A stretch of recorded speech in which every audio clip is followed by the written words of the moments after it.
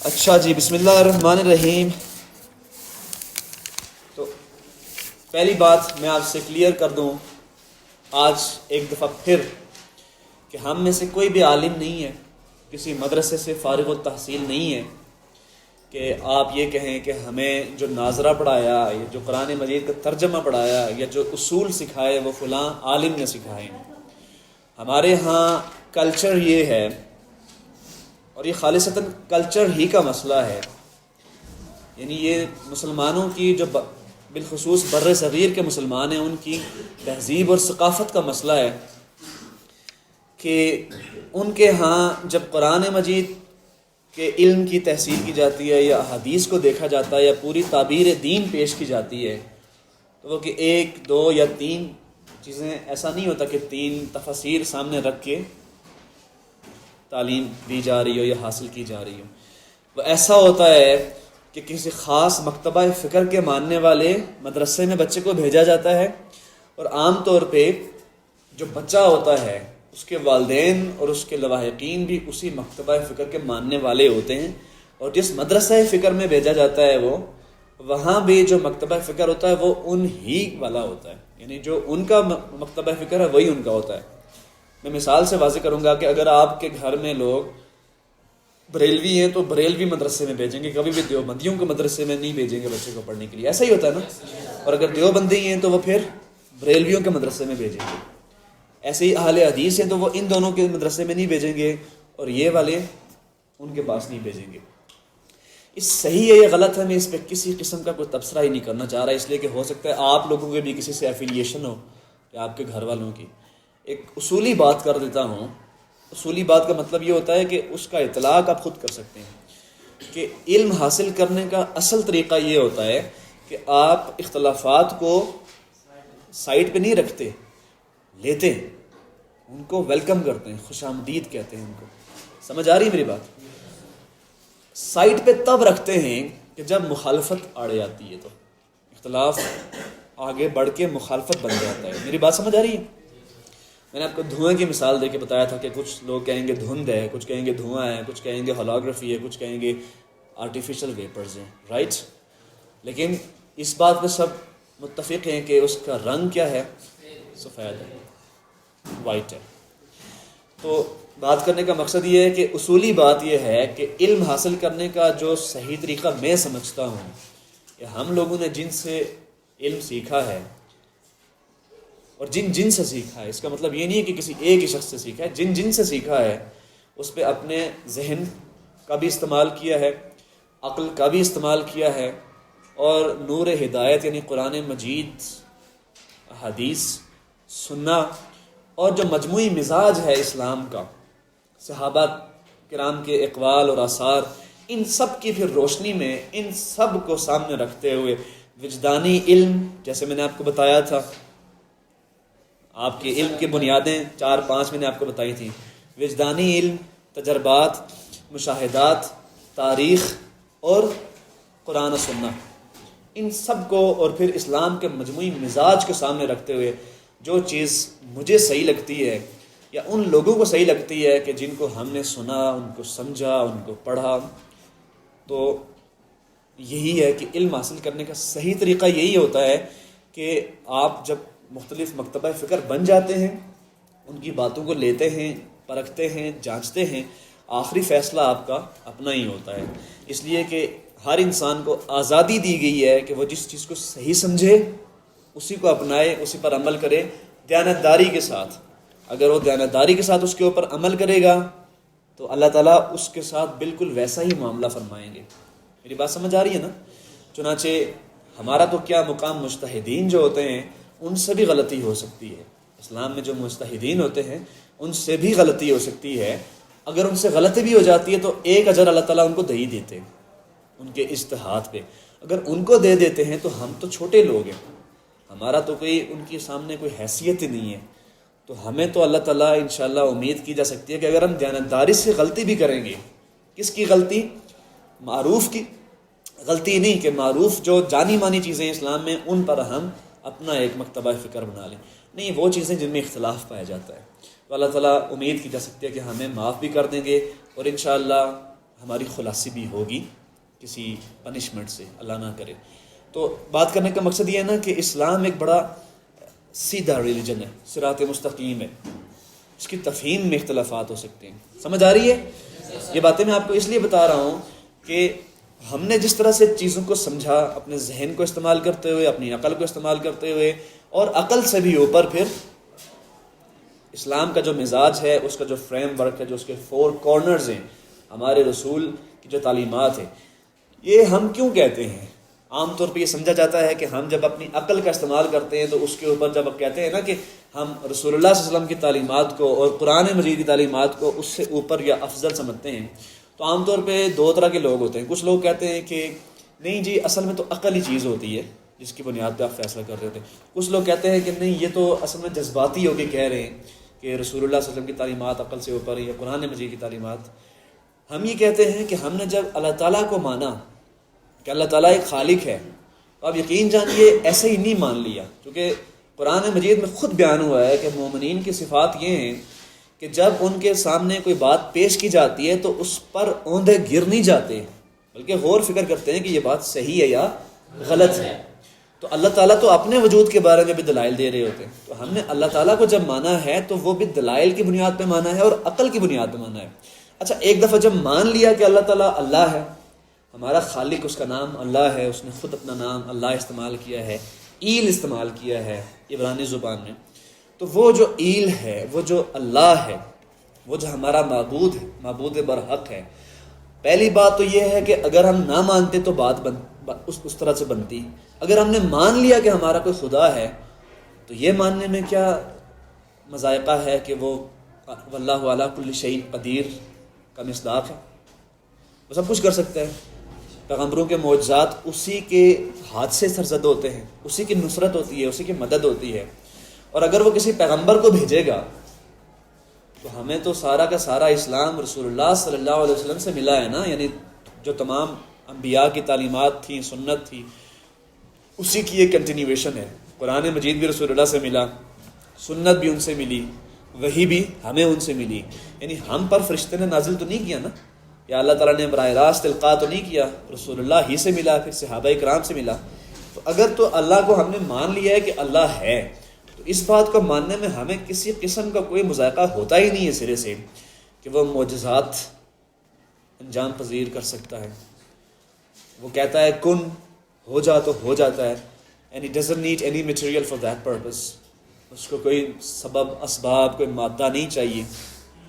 چونکہ پہلا مقدمہ یہ ہوتا ہے کہ کیا کوئی خدا ہے، اگر ہے تو وہ کون ہے، اور اگر یہ مان لیا کہ وہ ہے اور وہ ایک ہستی ہے، واللہ علی کل شیء قدیر ہے، الصمد ہے، اس جیسا ہی کوئی نہیں ہے، لم یلد ولم یولد ہے، نہ اس سے کوئی پیدا ہوا نہ وہ کسی سے پیدا ہوا، تو پھر یہ باتیں دوسرے درجے کی ہیں۔ یہ انسان خود بخود آپ سے آپ آٹومیٹکلی مان لیتا ہے کہ اللہ تعالیٰ علی کل شیء قدیر ہے۔ تو بات کرنے کا مقصد یہ ہے نا کہ ہم نے جس چیز کو سمجھا ہوتا ہے اسی کو پیش کرتے ہیں، لیکن ساتھ میں یہ بھی کہتے ہیں کہ بیٹا یہ آج تک کا علم ہے، یہ آج تک کا تدبر ہے یا تفکر ہے، اس میں ہو سکتا ہے ہم کہیں پہ غلطی بھی کر رہے ہوں۔ ہم یہ بھی مانتے ہیں کہ ہم سے غلطی بھی ہو سکتی ہے۔ میری بات سمجھ آ رہی ہے؟ کسی بھی موقع پہ جا کے، کسی بھی مقام پہ ہمیں اگر کوئی دلائل دے گا، بات سمجھائے گا، واضح کرے گا کہ آپ کی یہاں پہ غلطی ہے، تو ہم وہی اسی چیز کو اپنائیں گے جس چیز کو اپناتے ہوئے، جس چیز کو استعمال کرتے ہوئے ہم نے اللہ کے وجود کو مانا تھا، قرآن و سنت کو مانا تھا۔ یعنی عقل، شعور عام، علم و عقل کے مسلمات، وحی، تاریخ، تجربات، مشاہدات اور وجدانی علم۔ سمجھ آ رہی ہے؟ انہی چیزوں کو استعمال کرتے ہوئے اس کی بات کو بھی پرکھیں گے، اگر ہمیں صحیح لگے گی ہم اپنائیں گے، نہیں صحیح لگے گی تو ہم بہرحال اس کو رد کر دیں گے، اس لیے کہ میں آپ کو پرسوں پڑھا چکا ہوں سورہ کہف میں اللہ تعالیٰ نے کیا فرمایا ہے کہ جس کا جی چاہے وہ ایمان لائے، جس کا جی چاہے وہ کفر اختیار کرے۔ تو اگر کافروں تک کو اللہ تعالیٰ نے یہ اختیار دے دیا ہے کہ وہ کفر بھی اختیار کر سکتے ہیں، ان پر کوئی شخص بھی تلوار لے کے کھڑا نہیں ہو سکتا، تو مسلمانوں کو یہ کیسے نہیں ہو سکتا کہ وہ جس چیز کو صحیح سمجھتے ہیں، فروع میں، اصول میں نہیں، اصول میں کوئی شخص بھی یہ نہیں کہہ سکتا جی میں صحیح سمجھتا ہوں کہ نمازیں تو 6 ہوتی ہیں، اس کا مطلب یہ ہے کہ وہ صحیح نہیں سمجھا، وہ تو اصل میں ایک مسلمہ چیز کے اسٹیبلش چیز کے خلاف کھڑا ہو گیا۔ فروع میں یعنی رفع یدین کرنا چاہیے نہیں کرنا چاہیے، اس میں ہم اپنی سمجھ سے اپنی عقل سے کام لیں گے، اور اسلام کے مجموعے وہی چیزیں میں آپ کو بار بار بتا رہا ہوں، وجدان، تجربات، مشاہدات، تاریخ، قرآن و سنہ، اور پھر اسلام کے پورے مزاج کو سامنے رکھ کے، صحابہ کرام کے آثار کو بھی سامنے رکھ کے، مسلمانوں کے تواتر اور اجماع کو سامنے رکھتے ہوئے ہم نے جس چیز کو صحیح سمجھا ہم اپنائیں گے، اور جس چیز کو صحیح نہ سمجھا اس کو رد کریں گے۔ آخر ہمارے ائمہ کرام بھی تو انہی چیزوں کو استعمال کر کے یہ کرتے رہے نا، انہوں نے اپنی عقل کو استعمال کیا، احادیث کا استقصاء کیا، کسی کو کہا صحیح ہے، کسی کو کہا ضعیف ہے۔ ایسا ہی ہے نا، انہوں نے کس چیز کو استعمال کیا؟ اپنے ذہنی کو تو استعمال کیا۔ امام بخاری نے عمر بھر شادی نہیں کی، ساری رات بیٹھ کے احادیث لکھا کرتے تھے۔ اب امام بخاری کے ساتھ ہمارا تو کوئی کمپیریزن ہو نہیں سکتا، ہم ان کے پاؤں کی خاک ہیں، لیکن ایسا بھی نہیں ہے کہ وہ ایک نبی تھے، ایسا بھی نہیں ہے کہ وہ ایک پیغمبر تھے، اور ایسا بھی نہیں ہے کہ وہ ایک فرشتے تھے، ایک عام آدمی تھے نا۔ یعنی نبیوں کے ساتھ کمپیریزن کریں گے تو آپ یہی کہیں گے کہ وہ عام آدمی تھے، ہمارے لحاظ سے تھے نہیں تھے ایک علیحدہ بات ہے، لیکن ایک عام آدمی کی حیثیت سے وہ پھر اس اپنے اصل مقام سے اٹھے، اور انہوں نے اپنی ذہن کو، اپنے ایمان کو، اپنے اسلام کو، اسلام کے مجموعی مزاج کو، اور اپنے تفکر کو، تدبر کو، اپنی عقل کو، فطرت سلیمہ کو استعمال کرتے ہوئے، وجدان کا، فطرت کا صحیح استعمال کرتے ہوئے جس چیز کو صحیح سمجھا اس کو اپنایا، جس چیز کو صحیح نہیں سمجھا اس کا رد کیا۔ لیکن یہ رد کرنا، یہ اپنانا، اس سے بہت کوئی قیامت واقع نہیں ہو جاتی۔ یہ فروع میں اختلاف ہوتا ہے، کسی چیز کی سمجھ میں اختلاف ہو گیا، اور جیسے امام شافعی نے فرمایا تھا نا کہ تم اگر لوگوں کے ذہنوں سے اختلاف کو ختم کرنا چاہتے ہو، یعنی تم اگر لوگوں کے اندر سے اختلاف ختم کرنا چاہتے ہو تو ایک ہی کام کرو، ان کی کھوپڑیاں اتار دو، اس لیے کہ جب تک ذہن کھوپڑی کے اندر موجود رہے گا تو ایسا نہیں ہو سکتا کہ وہ شخص دوسرے سے اختلاف نہ کرے۔ کچھ گرے ایریاز ہوتے ہیں، میں ہمیشہ مثال دیتا ہوں کہ ایک شخص سامنے کھڑا ہے، میرے سامنے کھڑا ہے، بیچ میں میرے لحاظ سے 6 لکھا ہوا ہے تو اس کے لحاظ سے ضرور وہ 9 لکھا ہوا ہوگا، وہ اس کو اپنی اینک سے، اپنے ایسپیکٹ سے، اپنے اینگل سے، اپنے زاویے سے، اپنے اپروچ سے اس کو دیکھ رہا ہوگا۔ سمجھ آ رہی ہے میری بات؟ تو کسی مقام پہ بھی یہ نہیں سمجھنا کہ سر جو بات کر رہے ہیں نا، میں چونکہ ہر بات پہ میں نوٹ نہیں لگاؤں گا کہ میں غلط ہو سکتا ہوں، لیکن جس چیز کو میں صحیح سمجھوں گا آخر اس کو صحیح بنا کے ہی پیش کروں گا نا، یہی بات صحیح ہے۔ لیکن یہ پہلے بتا دیتا ہوں کہ اس بات کے لیے ہم تیار ہوتے ہیں، ہم جیسے عام لوگ جو قرآن مجید کو سمجھتے ہیں، احادیث کو سمجھتے ہیں، سنہ کو سمجھتے ہیں، پورے مزاج کو سمجھتے ہیں اور سمجھنے کی کوشش کرتے رہتے ہیں پوری عمر، تو ہم لوگ اسی مقام پہ کھڑے ہوتے ہیں کہ ہم سے غلطی ہو سکتی ہے، کوئی شخص غلطی کی توضیح کرے گا ہم اس کا مان لیں گے، انہی چیزوں کو استعمال کرتے ہوئے نہیں کر سکے گا، ہم پر حقیقت واضح نہیں ہوگی، تو پوری ایمانداری اور دیانتداری سے کیا کریں گے؟ ہم جس چیز کو صحیح سمجھیں گے اس پر عمل کریں گے، جس چیز کو صحیح نہیں سمجھیں گے اس کو ترک کریں گے۔ اگر ایسا مزاج ہو نا پوری امت کا تو آپ یقین جانیں فرقے بنتے ہی نہیں ہیں۔ مکتبہ فکر ایک الگ چیز ہوتی ہے، فرقہ ایک الگ چیز ہوتی ہے۔ مکتبہ فکر یہ ہے کہ ایک چیز کو میں نے 6 سمجھا، آپ نے 9 سمجھا، تو 2 مکتبہ فکر، اسکول آف تھاٹ وجود پذیر ہو گئے۔ لیکن میں یہ کہوں کہ نہیں، ہر صورت میں یہ 6 ہے، تم غلط کہتے ہو، یہ 9 ہو ہی نہیں سکتا۔ 9 والا یہ کہے کہ ہر صورت میں 9 ہے، تم غلط سمجھے ہو، 6 نہیں ہو سکتا، تو یہ 2 فرقے بن جاتے ہیں۔ چنانچہ ہمارے ہاں یہی چیز ہوئی ہے، اور یہ پرسوں بھی میں نے آپ کو بتایا تھا کہ مسلمانوں کے زوال کا اصل سبب، اصل وجہ، اصل ریزن یہی ہے کہ ان کے اندر سے 3 چیزیں جب ختم ہو گئی ہیں، اور یہ میں اپنے پاس سے نہیں بیان کر رہا، قرآن مجید میں ان چیزوں کو اللہ تعالیٰ نے بیان کیا ہے کہ نداولھا، ہم یعنی جو امتیں ہوتی ہیں، جو نیشنز ہوتی ہیں، ان کو دنیا کے اقتدار کے سٹیج پہ لاتے رہتے ہیں، پھر ان کو معزول کر دیتے ہیں۔ کس بنیاد پہ؟ نمبر 1 علم، نمبر 2 شاباش، ماشاءاللہ، آئی ایم سو گلیڈ کہ آپ کو چیزیں یاد ہو گئی، علم، اخلاق اور اتحاد۔ یہ چیزیں جس قوم کے اندر سے ختم ہو جاتی ہیں نا، وحدت ختم ہو گئی، یعنی کوئی بریلوی بن گیا تو کوئی دیوبندی یہ بن جانا کوئی اپنے آپ میں بہت بری، یہ کبھی فیل نہیں ہے، یعنی اسکول آف تھاٹ ہے۔ لیکن یہ اگر فرقے بن جائیں گے کہ بریلوی کہیں گے کہ نہیں ہم صحیح ہیں، یہ ہر حالت میں دیوبندی گستاخ ہیں، دیوبندی کہیں گے کہ نہیں ہر حال میں ہم صحیح ہیں اور یہ بدعتی ہیں، یہ دونوں کہیں گے کہ ہر حال میں ہم صحیح ہیں اور اہل حدیث گمراہ ہیں، وہ کہیں گے کہ ہر حال میں ہم صحیح ہیں اور بریلوی تو اصل میں مشرک ہیں اور دیوبندی تو اصل میں ضالین ہیں، اگر وہ یہ کہیں گے۔ ایسے ہی سنیوں کے سارے گروہ یہ کہیں گے کہ شیعہ کافر ہے، شیعہ یہ کہیں گے کہ یہ سارے کے سارے زندیق ہیں، منافقین ہیں، اصل میں تو مومن ہم ہیں۔ تو فرقے بنیں گے نہیں بنیں گے؟ بنیں گے نا۔ تو میرے نزدیک بیٹا جی علم حاصل کرنے کا یہ صحیح طریقہ نہیں ہوتا۔ آپ جس چیز کو صحیح سمجھتے ہیں اس کے دلائل دیں، اگلا شخص مانتا ہے تو بہت اچھی بات ہے، نہیں مانتا تو اس کو یہ آزادی، آپ کون ہوتے ہیں دینے والے؟ اس کو اللہ تعالیٰ نے آزادی دی ہے کہ جس چیز کو صحیح سمجھے اس کو اپنائے، جس چیز کو صحیح نہیں سمجھتا اس کو ترک کر دے۔ تو ابھی ہم اس کی بگیننگ کر رہے ہیں، انشاءاللہ سٹارٹ کر رہے ہیں، لیکن یہ باتیں میں نے آپ کو بتانا لازمی تھی کہ کسی مقام پہ بھی یہ مت سمجھیے گا کہ ہمارے سر جو کہہ رہے ہیں کہ مطلب جس چیز کو صحیح بنا کے پیش کر رہے ہیں وہ ان کے نزدیک صحیح ہے تو ہمیشہ صحیح ہی ہے، لیکن اتنی بات ضرور ہے کہ جس چیز کو میں صحیح سمجھتا ہوں اس کو یہی کہہ کے بیان کروں گا کہ یہی میرے نزدیک سچ ہے، تب تک جب تک اس کے خلاف کوئی بات واضح نہ ہو جائے۔ سمجھ آ گئی ہے؟ تو یہ میری بات جب تک ہم یہ پڑھتے رہیں گے ہمیشہ یاد رکھنی ہے کہ میں نے آپ کو شروع میں یہ باتیں یعنی تمہیدی گفتگو کی تھی اور مبادیات کی حد تک، فنڈامنٹلز یا پرنسپلز کی حد تک، اصولوں کی حد تک میں نے آپ کو یہ باتیں پہلے ہی بتا دی تھی۔ اچھا جی، تو بسم اللہ الرحمن الرحیم، ابتدا کرتے ہیں سورہ انفال کی، چونکہ آپ کی سلیبس میں بھی ہے اور بڑی خوش قسمتی کی بات ہے کہ آپ کے سلیبس میں جو ناظرہ اور جو ترجمہ وضع کیا گیا ہے اور جو آپ کے لیے لازمی قرار دیا گیا ہے وہ 10ویں پارے سے لے کر 16ویں پارے تک ہے، اور یہ بھی سورہ انفال 9ویں 10ویں پارے میں آتی ہے۔ تو بہرحال ہم نے تو اصل میں سورہ سے نا شروع کرنا ہوتا ہے اپنا سبق، چونکہ سورہ بگیننگ ہوتی ہے، شروعات ہوتی ہے، اور اس کی بنیاد واضح کرتے میں آپ کو پہلے بتا چکا ہوں کہ رسولوں کی باسط کیسے ہوتی ہے۔ رسول، بیٹے دروازہ بند کر دے پلیز۔ رسول اللہ تعالیٰ کی عدالت لگا دیتے ہیں دنیا میں آ کے، اور جس قوم میں آتے ہیں اس قوم کا فیصلہ کر کے جاتے ہیں، اور یہ کسی ایک رسول کے ساتھ معاملہ نہیں ہے، ہر رسول کا یہی معاملہ ہے کہ وہ جب کسی قوم میں آ گئے تو لازماً اس کے منکرین پر عذاب نازل ہو گیا اور اس کے ماننے والوں کو اقتدار حاصل ہو گیا، ان کو دنیا کی بھی نعمتیں ملیں اور آخرت کی بھی نعمتیں حاصل ہوئی ہیں۔ تو سورہ انفال کے سے پہلے جو سورہ انعام ہے، ٹھیک ہے، سورہ انعام ہے، پھر سورہ انفال ہے، اس کے بعد اسی طرح سے سورہ توبہ ہے، ٹھیک ہے نا۔ تو سورہ توبہ میں، سورہ انفال میں اور سورہ توبہ میں کیا ہو رہا ہے کہ سورہ انفال میں تیاری ہو رہی ہے۔ کس چیز کی تیاری ہو رہی ہے؟ اتمام حجت ہو چکا، اس کے بعد جنگ کی تیاری ہو رہی ہے۔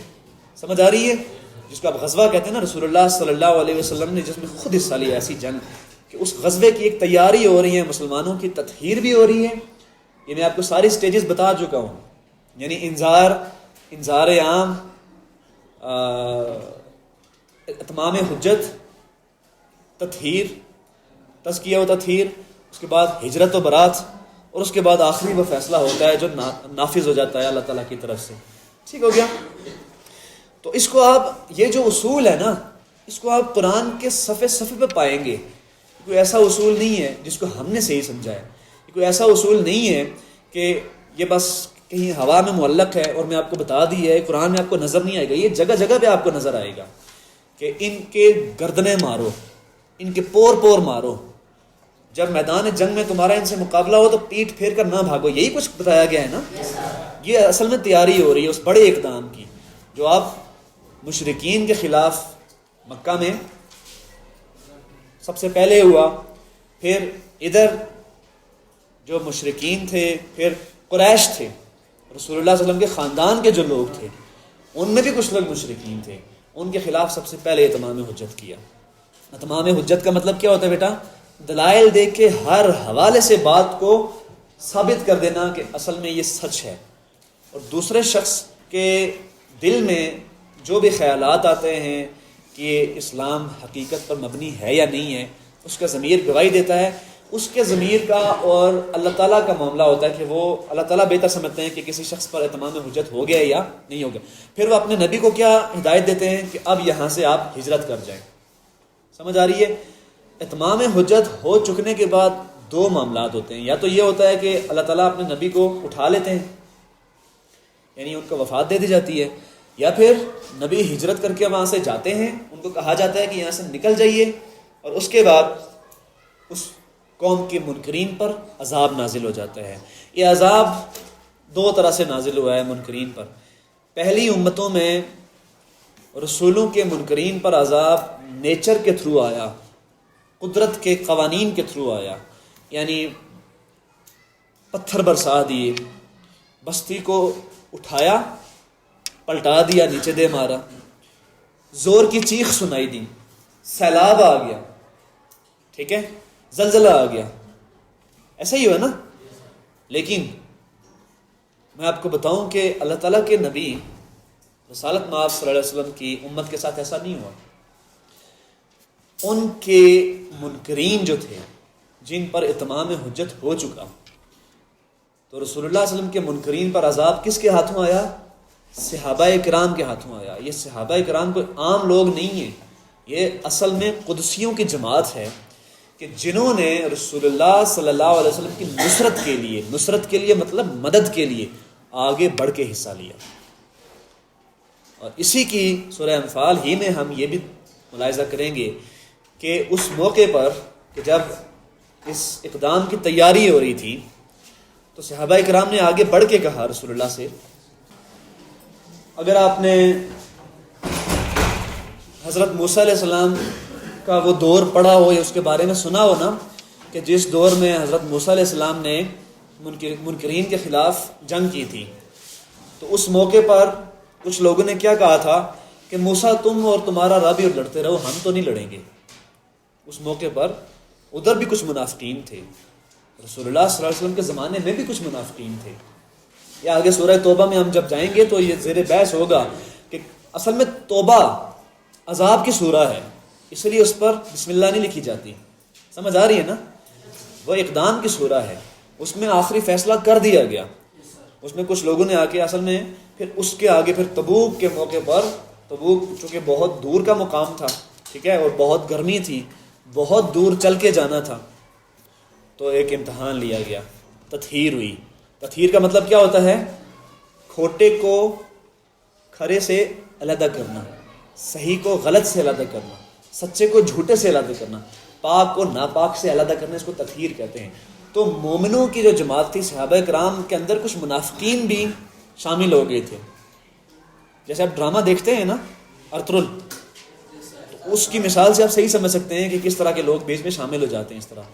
تو ان کی جماعت سے علیحدہ کرنے کے لیے اللہ تعالیٰ نے ایک ہارڈ ٹاسک دیا کہ اب ہجرت کرنی ہے، جانا ہے وہاں پہ، یعنی اقدام کرنا ہے۔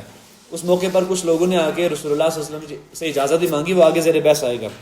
بات کرنے کا مقصد یہ کہ موسیٰ علیہ السلام کے کچھ لوگوں نے بھی کہا تھا کہ موسیٰ تم اور تمہارا خدا جا کے لڑ لو، ہم تو نہیں لڑیں گے۔ اس موقع پہ کیا ہوا؟ رسول اللہ صلی اللہ علیہ وسلم کے صحابہ کرام نے، وہ ان کی تقاریر نقل ہوئی ہیں تاریخ میں، انہوں نے کیا کہا ہے کہ ہم موسیٰ علیہ السلام کی امت کے ان لوگوں میں سے نہیں ہیں جو کہیں گے کہ موسیٰ تم اور تمہارا جا کے پروردگار لڑ لو، ہم تو آخری دم تک آپ کے ساتھ کھڑے ہیں۔ اور انہوں نے ایسا ہی کیا غزوہ تبوک کے موقع پر بھی۔ یعنی یہ وہ لوگ ہیں، صحابہ کرام قدسیوں کی جماعت ہے، کہ ان کے بارے میں اللہ تعالیٰ نے یہ کہا کہ اور جب کلیجے منہ کو آ رہے تھے، ان لوگوں نے اس قدر صعوبتیں برداشت کی ہیں، اس قدر رسول اللہ صلی اللہ علیہ وسلم کی نصرت کی ہے، ان کا ساتھ دیا ہے کہ انسان حیران ہو جاتا ہے کہ یہ اس لیے تو ان کے بارے میں کہا ہے کہ تم خیر امت، کہ تم خیر امت ہو۔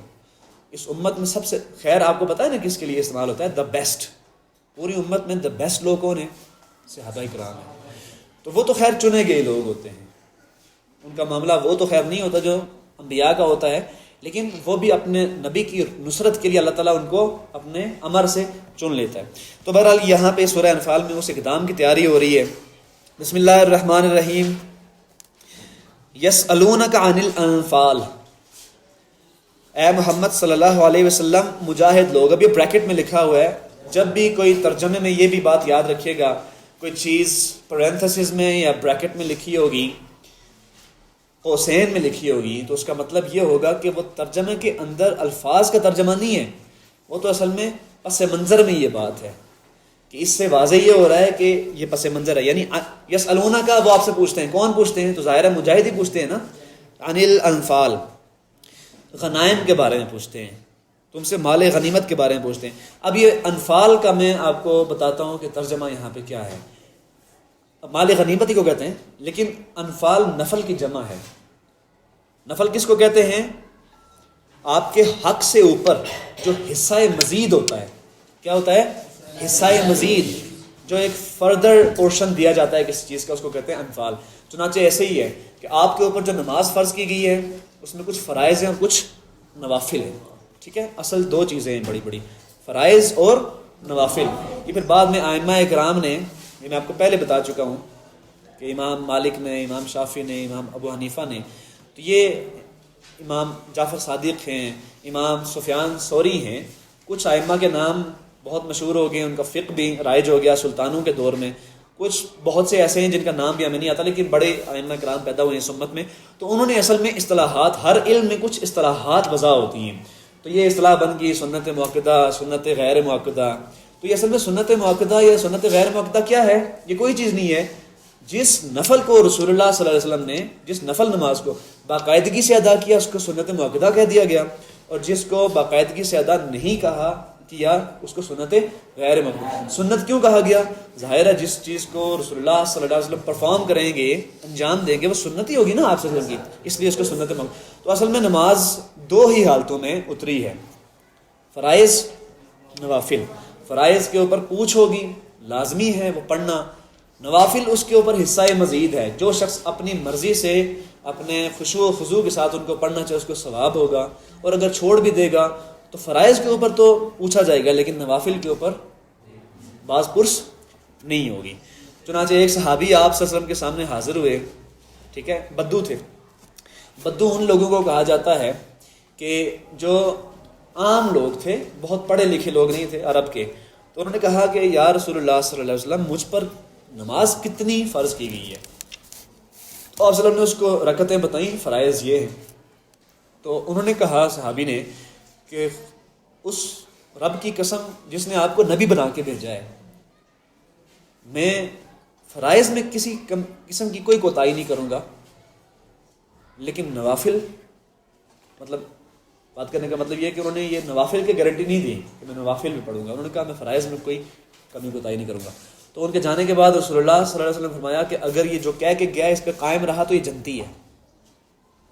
تو بات کرنے کا مقصد یہ ہے کہ نفل حصہ مزید ہوتا ہے اپنی مرضی سے. ایسے ہی رسول اللہ صلی اللہ علیہ وسلم کے لیے تہجد کی نماز فرض تھی، جبکہ وہاں پہ لفظ کیا استعمال ہوا ہے؟ نافلہ، یعنی نفل ہے آپ کے لیے، آپ کے لیے نفل ہے، آپ کے لیے حصہ مزید ہے. وہ وہاں پہ وہ والا نفل نہیں ہے جو ہم اصل میں یہاں پہ زیر بحث ہے. آپ سب کے لیے نماز تہجد فرض تھی، لازمی تھی. اچھا جی،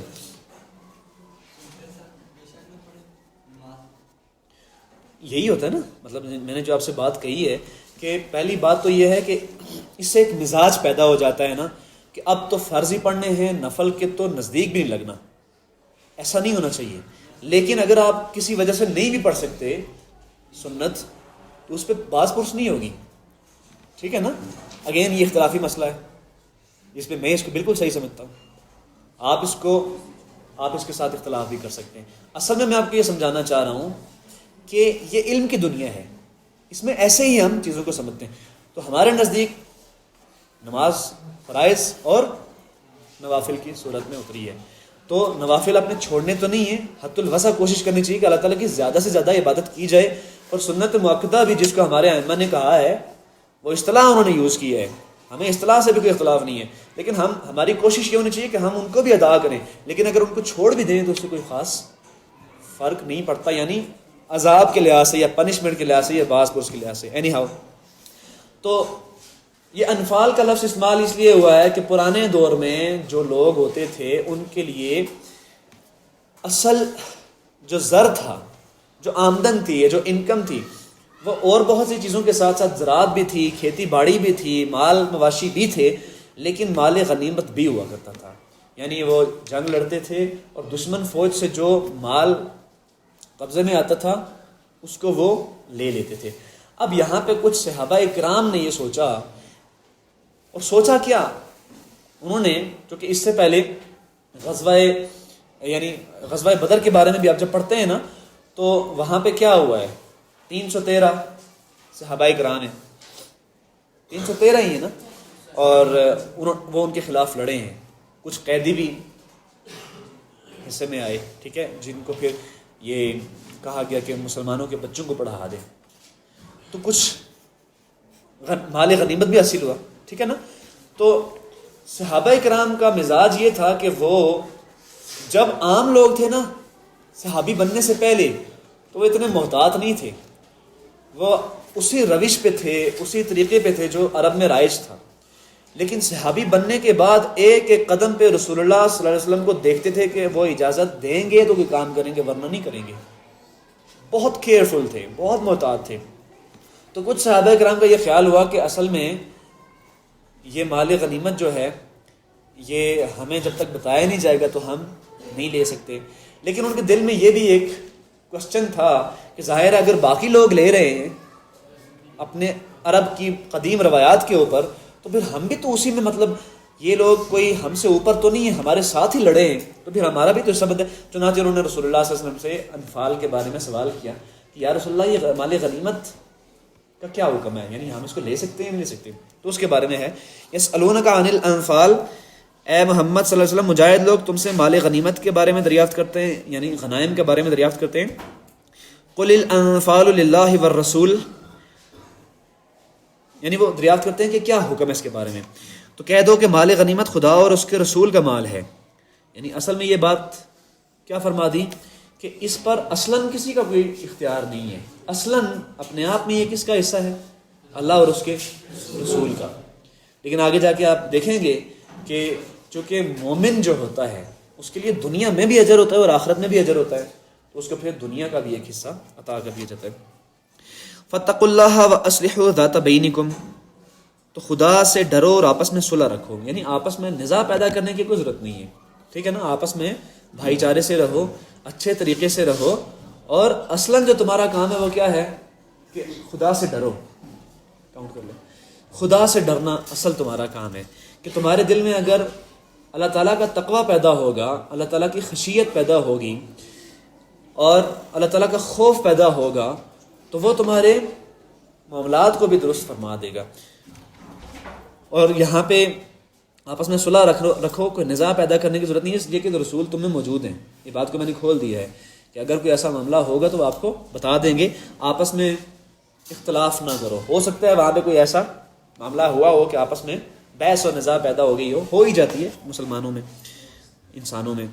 وَأَصْلِحُوا ذَاتَ بَيْنِكُمْ وَأَطِيعُوا اللَّهَ وَرَسُولَهُ إِن كُنتُم مُؤْمِنِينَ، اور اگر ایمان رکھتے ہو تو خدا اور اس کے رسول کے حکم پر چلو. یعنی اصل چیز کیا ہے؟ اصل چیز تو تمہارے لیے آخرت ہے. وہاں پہ تمہارے لیے سرفرازی ہوگی، وہاں پہ تمہارے لیے کامیابی ہوگی، وہاں پہ تمہیں نعمتیں عطا کی جائیں گی. تو تمہارا اصل کام کیا ہے کہ اطیع اللہ ہے، رسول اللہ صلی اللہ علیہ وسلم کی اطاعت کرو، اللہ تعالیٰ کی اطاعت کرو. واطیعوا اللہ ورسولہ، اللہ تعالیٰ کی اور اس کے رسول کی. ان کنتم مؤمنین، اگر تم مومن ہو. انما المؤمنون الذين اذا ذكر الله وجلت قلوبهم واذا تليت عليهم آياته زادتهم ایمانا وعلى ربهم يتوکلون. مومن تو وہ ہیں کہ جب خدا کا ذکر کیا جاتا ہے تو ان کے دل ڈر جاتے ہیں، اور جب انہیں اس کی آیتیں پڑھ کر سنائی جاتی ہیں تو ان کا ایمان اور بڑھ جاتا ہے اور وہ اپنے پروردگار پر بھروسہ کرتے ہیں. اب یہ مومنوں کی صفات بیان ہو رہی ہیں کہ آپس میں جو بھی معاملات ہوں، وہ جس سچویشن سے بھی گزر رہے ہوں، زندگی میں کوئی بھی موڑ آئے، تو جب اللہ تعالیٰ کی آیات کی تلاوت کی جاتی ہے، اذا ذکر اللہ، جب اللہ تعالیٰ کا ذکر کیا جاتا ہے تو ان کے دل کیا ہوتے ہیں جی؟ ڈر جاتے ہیں. وجلت قلوبہم فاذا تلیت. میں آپ کو ایک حدیث سناتا ہوں کہ اللہ تعالیٰ سے ڈرنے کا مطلب کیا ہے. ہم عام طور پہ کہتے ہیں کہ رات میں ہمیں ڈر لگتا ہے، ہمیں بھوت پریت سے ڈر لگتا ہے. یہ وہ والا ڈر نہیں ہے. یہاں پہ ڈرنے کا مطلب یہ ہوتا ہے کہ ایک شخص جو آپ کا بھلا چاہتا ہے، ایک ذات، کوئی بھی شخص ہو سکتا ہے، خدا تو خدا ہے، اللہ تو اللہ ہے، وہ آپ کا بھلا چاہتا ہے، آپ کے اوپر نگہبان ہے، وہ آپ کی اصلاح کر رہا ہے، وہ آپ کی ایجوکیشن کر رہا ہے، آپ کی تطہیر کر رہا ہے، آپ کو پاک اور صاف بنا رہا ہے. تو یقیناً اس سے ڈر ہوتا ہی ہے کہ کہیں ایسا نہ ہو کہ میں کچھ غلط کر بیٹھوں. ایسا ہی ہوتا ہے نا. تو یہ وہ والا ڈر ہے. حضرت اکرمہ کون ہیں؟ صحابی ہیں، ابو جہل کے بیٹے ہیں. آخر میں جا کر مسلمان ہوئے فتح مکہ کے موقع پر۔ وہ فرماتے ہیں کہ میں نے حضرت ابو ہریرہ کو بیان کرتے ہوئے سنا کہ رسول اللہ صلی اللہ علیہ وسلم نے فرمایا کہ فرشتوں کو جب اللہ تعالیٰ کوئی امر دیتے ہیں، کوئی حکم دیتے ہیں، تو وہ اپنے پروں کو پھڑپھڑاتے ہیں۔ آپ نے دیکھا ہوگا کہ کوئی ایک بادشاہ ہوتا ہے تو وہ اس کے سامنے جب اس کی رعایا جاتی ہے یا سولجر جاتے ہیں تو وہ جھک کے کوئی ہے، یعنی مختلف تہذیبوں میں مختلف رواج ہیں، کوئی ہیٹ اتار دیتے ہیں، ٹوپی اتار دیتے ہیں، کوئی نیچے جھک کے گھٹنے پہ ہاتھ رکھ لیتے ہیں، کوئی لوگ کیا کرتے ہیں یعنی تلوار نکال لیتے ہیں، ہوتا ہے نا ایسا کہ یار اس کو میام میں، تو یہ مختلف ایکسپریشنز ہوتے ہیں۔ فرشتے جو ہیں وہ پروں کو پھڑپھڑاتے ہیں اور آواز کیسی آتی ہے جیسے کسی چکنے پتھر کے اوپر زنجیر کو ڈالیں اور اس کو کھینچ لیا جائے، یہ الفاظ ہیں، یعنی حدیث کا مفہوم ہے۔ تو مطلب یہ ہوا کہ جیسے تلوار کی آواز نہیں آتی اس طرح کی آواز آتی ہے۔ تو وہ جب اللہ تعالیٰ حکم دے چکتے ہیں تو وہ آپس میں ایک دوسرے سے پوچھتے ہیں کہ تمہارے خدا نے کیا کہا ہے اس وقت، یعنی ہمارے خدا نے ہم سے کیا بات کی ہے۔ اس لیے کہ خوف ان کو اس قدر ہوتا ہے اللہ تعالیٰ کا کہ وہ اپنے آپ کو کنفرم کرنے کے لیے ایک دوسرے پوچھتے ہیں کہ کہیں ایسا نہ ہو کہ میں خوف کے مارے یا دہشت کے مارے کوئی چیز بھول گیا ہوں یا میں نے کچھ سنا نہ ہو۔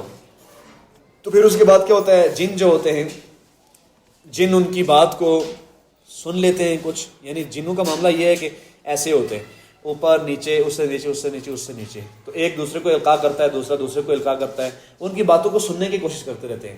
لیکن قرآن مجید ہی میں یہی بیان ہوا ہے یہ بات بھی کہ جب کوئی جن فرشتوں کی بات کو سننے کی کوشش کرتا ہے یا آسمان کی باتوں کو سننے کی کوشش کرتا ہے تو اس کو ایک انگارہ مارا جاتا ہے، which is called meteors، یعنی شہاب ثاقب، ایک بڑا پتھر ہوتا ہے، ٹھیک ہے، جو ان کو مارا جاتا ہے۔ آپ نے ٹوٹا ہوا تارا کبھی دیکھا ہوگا، تو وہ شہاب ثاقب ہوتا ہے، وہ جنوں کو مارا جاتا ہے کہ یہ اوپر کی باتیں سن لیں، اس لیے کہ جنوں کو فرشتے نظر آتے ہیں اور فرشتوں کو بھی جن نظر آتے ہیں، جیسے ہمیں جانور نظر آتے ہیں، ٹھیک ہے، یعنی جانور ہمارے جیسی مخلوق نہیں ہے، ایک الگ مخلوق ہے، لیکن پھر بھی ہمیں نظر آتے ہیں، تو ہماری آنکھ ان کو دیکھ سکتی ہے، ہمارے لیے وہ مرئی ہیں، ویزیبل ہیں۔ ایسے ہی فرشتوں کے لیے اور جنوں کے لیے ایک دوسرے کو دیکھنا ممکن ہے۔ تو جب سنتے ہیں نا بات کو، تو کبھی کبھی کوئی بات ان کے پاس پہنچ بھی آتی ہے، وہ نیچے والے کو بتاتا ہے، اس سے اگلا والا نیچے والے کو، تو وہ کسی کاہن کو، جس کو عام طور پہ سیانہ کہتے ہیں یا نجومی کہتے ہیں، ایک کوئی بات بتا دیتا ہے، تو وہ جو نجومی ہوتا ہے یا جو سیانہ ہوتا ہے اس کو ایک، جس کو کہتے ہیں نا کہ مکھی کے پر یا مچھر کے پر جتنی بات ملتی ہے، آگے وہ پوری کہانی ہے، پورا افسانہ اس سے گھڑ لیتا ہے اور لوگوں کو بے وقوف بنانا شروع ہو جاتا ہے۔ اس لیے کہ نفسیات کا علم بہرحال ایک جنرلائزڈ نالج ہے، یعنی آپ کسی انسان کو پریشان دیکھتے ہیں تو آپ کہہ سکتے ہیں کہ اس کو ڈپریشن ہے، اس کو ٹینشن ہے، سٹریس میں ہے، کوئی اضطراب ہے، پریشانی ہے، یعنی وہ بور ہو جاتا ہے، ہوتا ہے نا ایسا، تو آپ اس کے بارے میں ہزار بات اس کے چہرے کو ہی دیکھ کے بتا سکتے ہیں کہ آپ کے ساتھ اس میں یہ معاملہ بھی ہو سکتا ہے۔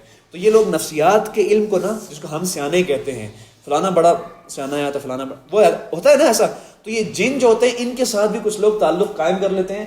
جن چھوٹی سی بات بتائے گا تو ہوگا کیا کہ ٹڈے کی ٹانگ پہ جو ہے نا وہ ہاتھی کا خول چڑھا دیتے ہیں، یعنی بات کرنے کا مقصد یہ نا کہ بات کو بہت بڑھا چڑھا کر بیان کر دیتے ہیں۔ تو یہ ہے کہ زادتہم ایمانا، تو یہ بات یہاں سے شروع ہوئی تھی کہ اللہ تعالیٰ سے خوف اصل چیز ہے کہ ہم ہر وقت اپنے آپ کو صراط مستقیم پر رکھیں، کوئی گناہ نہ کریں، معصیت کا کام نہ کریں، ہر وقت اللہ سے ڈرتے رہیں۔ وَإِذَا تُلِيَتْ عَلَيْهِمْ آيَاتُهُ زَادَتْهُمْ إِيمَانًا وَعَلَىٰ رَبِّهِمْ يَتَوَكَّلُونَ، اور جب انہیں اس کی آیتیں پڑھ کے سنائی جاتی ہے تو ان کا ایمان اور بڑھ جاتا ہے۔ ہمارے ساتھ ایسا ہوتا ہے نا، قرآن مجید سنتے ہیں یا پڑھتے ہیں تو ایک سرور سا حاصل ہو رہا ہوتا ہے، ہمارے ایمان میں اصل میں ازدیاد ایمان کا باعث بنتا ہے، وہ ایمان میں اضافہ ہو رہا ہوتا ہے۔ یہ بات یاد رکھیے گا کہ قانونی طور پر ایمان میں اضافے کا مطلب یہ ہوتا ہے کہ کوئی شخص مومن ہے یا نہیں ہے، یعنی یا تو مسلم ہوگا یا غیر مسلم ہوگا۔ اگر مسلم ہے، وہ کہہ رہا ہے کہ میں مسلم ہوں، تو اس کو مسلم تصور کیا جائے گا، اس لیے کہ دل کا حال اللہ جانتا ہے، ہم نہیں جانتے۔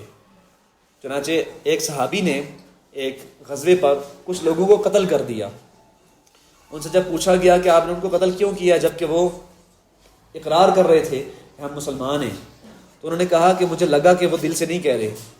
حضرت اسامہ تھے میرے خیال میں، تو حضرت محمد صلی اللہ علیہ وسلم نے پتہ کیا فرمایا، اسامہ تو کیا کرے گا، یعنی افسوس سے کہا اسامہ تو کیا کرے گا کہ قیامت میں وہ شخص اپنا سر اپنے ہاتھ میں لے کے آئے گا اور کلمہ پڑھتے پڑھتے آئے گا، اس وقت تو کیا کرے گا؟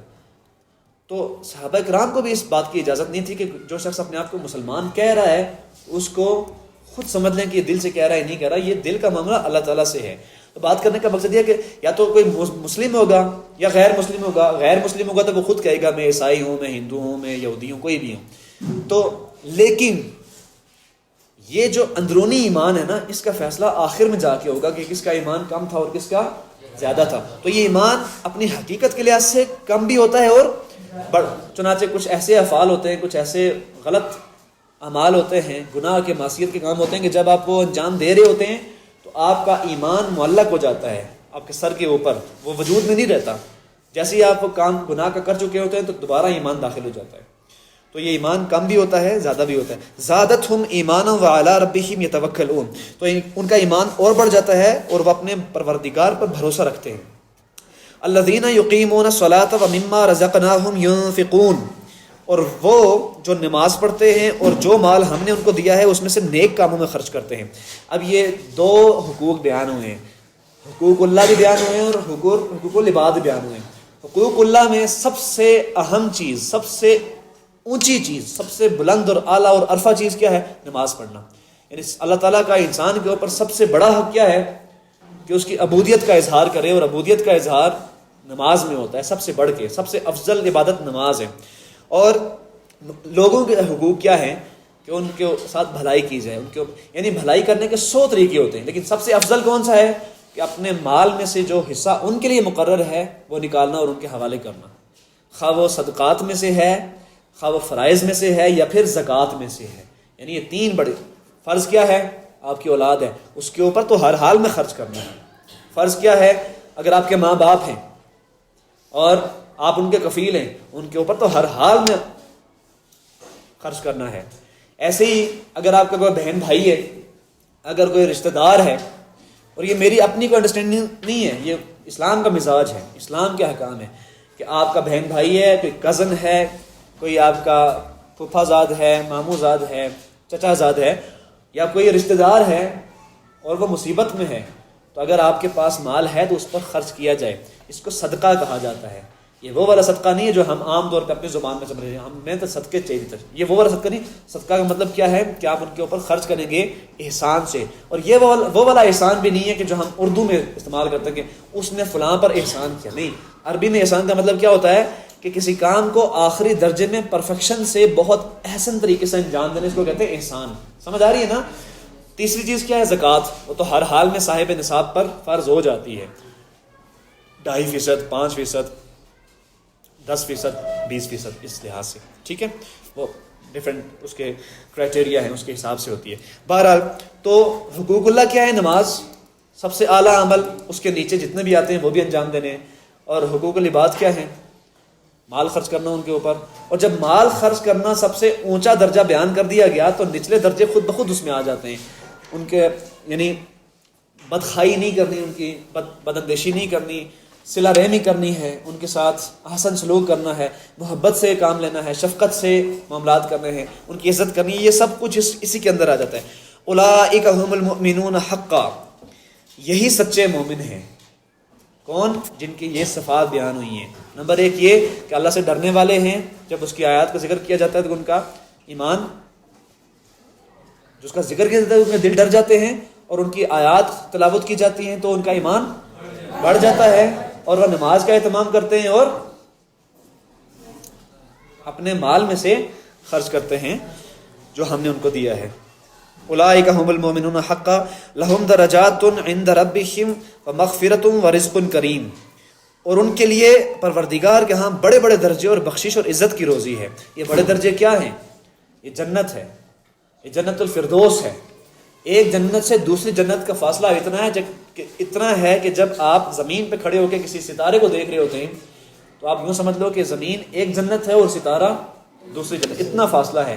اور یہ فاصلہ کتنا ہے میں آپ کو کئی مرتبہ بتا چکا ہوں کہ کئی نوری سالوں پر مبنی ہوتا ہے، اور کئی ستارے تو آسمان پہ ایسے بھی ہیں کہ جو آج ہمیں نظر آ رہے ہیں لیکن برسوں پہلے اپنا وجود ختم کر چکے ہیں، حتیٰ کہ روشنی کی سپیڈ سب سے تیز ہوتی ہے، اس کے باوجود فاصلہ اس قدر زیادہ ہے کہ آج روشنی بہت دیر سے آ کے پہنچ رہی ہے، کئی 100 سالوں کے بعد، جبکہ ان کا وجود بہت پہلے ختم ہو چکا ہے۔ ورزق کریم، ان کے لیے رزق بھی ہے، اسی کو فضل کہیں پہ کہا ہے، دولت کا ہونا، مال کا ہونا، مواشی کا ہونا، اولاد کا ہونا، یہ سب کچھ فضل اللہ تعالیٰ کا۔ جیسے سورہ یوسف میں حضرت یوسف نے فرمایا تھا نا کہ ھذا من فضل ربی، یہ تو میرے اوپر اصل میں اللہ تعالیٰ کا فضل ہے، ہمارا کچھ نہیں ہے اختیار۔ ہم سے کچھ اللہ چھین لے، چھین سکتا ہے، کچھ عطا کر دے، کر سکتا ہے۔ کما اخرجک ربک من بیتک بالحق، اور ان لوگوں کو اپنے گھروں سے اسی طرح نکلنا چاہیے تھا جس طرح تمہارے پروردگار نے تم کو تدبیر کے ساتھ اپنے گھر سے نکالا تھا۔ ہاں، اب یہ ایک خاص موقع کی بات ہو رہی ہے۔ جب غزوہ بدر کا موقع آیا نا، تو وہاں پہ دو لشکر تھے۔ ایک وہ لشکر جو ادھر سے تجارت کا قافلہ تھا اور وہ شام کی طرف سے آ رہا تھا، اور ایک وہ لشکر تھا کہ جو ابو سفیان کا اور ابو جہل کا، یہ جتنی بھی بڑی سردار لوگ تھے نا، برادری تھی پوری عرب میں، یہ غزوہ بدر میں کم و بیش ختم ہو چکی تھی۔ یعنی جو پرانی جو سرداری تھی، جتنے بھی سردار تھے، جو ان کے حکمران تھے، وہ غزوہ بدر میں سارے کے سارے ختم ہو گئے۔ ان سب نے یہ منصوبہ بنایا کہ اصل میں محمد اور اس کے ساتھی مدینہ میں جا کے طاقتور ہو گئے، اب ہم نے ان کا قلع کما کرنا ہے۔ تو وہ اصل میں بہانہ بنا کے نکلے تھے کہ ہم اس قافلے کی حفاظت کرنے جا رہے ہیں جو شام سے آ رہا ہے، حالانکہ ان کے دل میں کیا تھا کہ ہم نے ان کے خلاف جنگ لڑنی ہے۔ تو ادھر سے رسول اللہ صلی اللہ علیہ وسلم کو پہلے خواب آ چکا تھا، اللہ تعالیٰ بتا چکے تھے کہ 2 لشکروں میں سے ایک لشکر ہم تمہیں دے دیں گے، ہم تمہیں دے دیں گے۔ ابھی اس پس منظر میں بات ہو رہی ہے، آگے جا کے میں آپ کو مزید واضح کرتا ہوں۔ کما اخرجک ربک من بیتک بالحق، اور ان لوگوں کو اپنے گھروں سے اسی طرح نکلنا چاہیے تھا جس طرح تمہارے پروردگار نے تم کو تدبیر کے ساتھ اپنے گھر سے نکالا۔ وَإِنَّ فَرِيقًا مِّنَ الْمُؤْمِنِينَ لَكَارِهُونَ، اور اس وقت مومنوں کی ایک جماعت ناخوش تھی۔ مومنوں میں سے بھی کچھ لوگ ایسے تھے جو ناخوش تھے، وہ نہیں نکلنا چاہ رہے تھے، اور کچھ ایسے تھے کہ نکل بھی گئے۔ یعنی وہاں پہ اصل چیز کیا زر بحث تھی؟ اب یہاں بھی دیکھو سورہ انفال کے ذیل میں یہ بات ہو رہی ہے، مال غنائم جو ہیں ان کے بارے میں، ان کے ذیل میں یہ بات کی جا رہی ہے کہ اس وقت بھی کچھ لوگوں کی سوچ یہی تھی کہ چلیں جنگ لڑیں گے، ایک چھوٹا لشکر ہوگا اور ایک قافلہ وغیرہ ہوگا، تو ان کے پاس تو عام طور پر اگر وہ حملہ کرنے کے لیے آ رہا ہے تو ان کے پاس تو اتنے ہتھیار نہیں ہوتے، ٹھیک ہے، ان کے خلاف لڑیں گے، ان کا مال بھی لے لیں گے ہم مال غنیمت کے طور پہ، اور اتنی بڑی کوئی مزاحمت بھی نہیں ہوگی۔ لیکن دوسری طرف کیا تھا، جو سچے مسلمان تھے، سچے مومنین تھے، یعنی ایمان کا درجہ میں آپ کو بتا چکا ہوں کہ مومن سارے ہی ہوتے ہیں، لیکن کسی کا ایمان اللہ کے ہاں ہم نہیں فیصلہ کر سکتے، کم ہوتا ہے کسی کا زیادہ ہوتا ہے۔ وَإِنَّ فَرِيقًا مِّنَ الْمُؤْمِنِينَ لَكَارِهُونَ يُجَادِلُونَكَ فِي الْحَقِّ بَعْدَمَا تَبَيَّنَ كَأَنَّمَا يُسَاقُونَ إِلَى الْمَوْتِ وَهُمْ يَنظُرُونَ، وہ لوگ حق بات میں اس کے ظاہر ہوئے پیچھے تم سے جھگڑنے لگے، یعنی حق بات ظاہر ہو چکی اس کے باوجود تم سے جھگڑنے لگے، گویا موت کی طرف دھکیلے جاتے ہیں اور اسے دیکھ رہے ہیں۔ یعنی اس کے باوجود رسول اللہ صلی اللہ علیہ وسلم سے بحث کرنے لگے، جھگڑنے لگے کہ یہ جو مال غنیمت کے، اصل میں ان کے دل میں کیا تھا کہ مال غنیمت ہمیں ملے گا نہیں ملے گا، ٹھیک ہے نا، دل میں اصل وہ حقیقت نہیں تھی کہ جس کی وجہ سے، جس کے باعث ہے، جس کے سبب جہاد کرنے جا رہے تھے۔ تو ما تبینہ، وہ جو حق جو پہلے ان پر بین ہو چکا تھا، کہ انما یساقون الی الموت، ایسے گویا موت کی طرف دھکیلے جاتے ہیں، وہم ینظرون، اور اس کو دیکھ رہے ہیں۔ وَإِذْ يَعِدُكُمُ اللَّهُ إِحْدَى الطَّائِفَتَيْنِ أَنَّهَا لَكُمْ وَتَوَدُّونَ أَنَّ غَيْرَ ذَاتِ الشَّوْكَةِ تَكُونُ لَكُمْ وَيُرِيدُ اللَّهُ أَن يُحِقَّ الْحَقَّ بِالْكَلِمَاتِ وَيَقْطَعَ دَابِرَ الْكَافِرِينَ، اور اس وقت کو یاد کرو جب خدا تم سے وعدہ کرتا تھا کہ ابو سفیان اور ابو جہل، ابھی دیکھو ابو سفیان اور ابو جہل بریکٹ میں آئے، یہ قرآن مجید کے الفاظ نہیں ہیں لیکن پس منظر سے واضح ہے کہ وہی تھے۔ ابو سفیان اور ابو جہل کے 2 گروہوں میں سے ایک گروہ تمہارا مسخر ہو جائے گا، اور تم چاہتے تھے کہ جو قافلہ بے شان و شوکت یعنی بے ہتھیار ہے وہ تمہارے ہاتھ آ جائے، اور خدا چاہتا تھا کہ اپنے فرمان سے حق کو قائم کرے اور کافروں کی جڑ کاٹ کر پھینک دے۔ اب اس کے بارے میں انشاءاللہ ہم کل بات کریں گے۔ لیکن اب ٹرائی کریں گے کہ کسی طرح سے اس کو سپیڈ اپ کریں، تیزی سے ہم اس کو پڑھتے جائیں۔ تو یہ آپ کو میں سارا پس منظر بھی اس لیے واضح کر رہا ہوں نا کہ یہاں پہ کچھ لوگ ایسے تھے رسول اللہ کے ساتھ بھی۔ اب دیکھو یہ کیا ہو رہی ہے؟ تطہیر ہو رہی ہے۔ کیا ہو رہی ہے؟ تطہیر ہو رہی ہے، یعنی سچے مومنین جو ہیں جن کا ایمان مضبوط ہے ان کو ان لوگوں سے علیحدہ کیا جا رہا ہے جن کا ایمان مضبوط نہیں ہے۔ ظاہر ہے جب یہ بتایا جائے گا کہ آپ سے کچھ لوگ بحث کر رہے تھے، ان کا ایمان کمزور تھا، تو رسول اللہ کو معلوم ہوگا نا کہ کون سے لوگ بحث کر رہے تھے۔ اچھا یہ ذہن میں آ جائے گا کہ یہ وہ لوگ ہیں جن کا ایمان مضبوط ہے اور یہ وہ لوگ ہیں جن کا ایمان مضبوط نہیں ہے۔ اور یہ قرآن کوئی ایسی چیز تو نہیں تھی کہ جو رسول اللہ صلی اللہ علیہ وسلم اپنے پاس رکھتے تھے، پڑھ کر سنایا کرتے تھے، تلاوت فرمایا کرتے تھے، اور لوگوں کو تنبیہ ہو جاتی تھی کہ ہم میں کون ایمان کے کم درجے پہ فائز ہے اور ہم نے کیسے اپنے آپ کو امپروو کرنا ہے۔ تو انشاءاللہ کل اس کے بارے میں مزید بات کریں گے۔